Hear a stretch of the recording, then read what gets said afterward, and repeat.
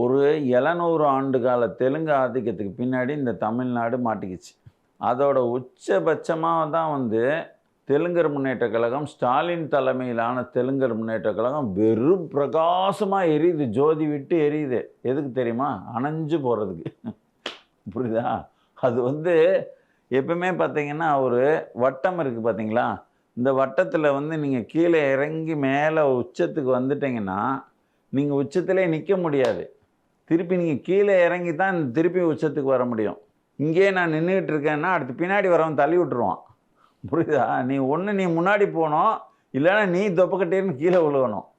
இது 2 தான் உனக்கு. அப்போ நீ உனக்கு இந்த 700 ஆண்டு கால தெலுங்கு ஆதிக்கத்தோட வீழ்ச்சி, இந்த வீழ்ச்சிக்கு வித்திட்டவர் யாருன்னா, ஸ்டாலின். அந்த ஸ்டாலின் லூ தான்.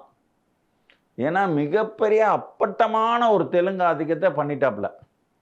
8 அமைச்சர்கள், அந்த அமைச்சர்களுக்கெல்லாம் பெரும் பெரும் பதவிகள்.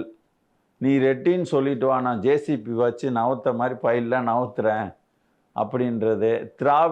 ஐமே திராவிடன் ஸ்டாக். அப்புறம் திராவிட மாடல்னா தெலுங்கு மாடல் ஆட்சி. திமுகவுக்கு வாக்களிங்கோ எல்லாரும் அப்படின்னு அவரை அங்கே இருக்கிற தெலுங்கர் சந்திரபாபு நாயுடு கேட்டுக்கிறது எல்லாமே அப்பட்டமாக நடந்து போச்சு.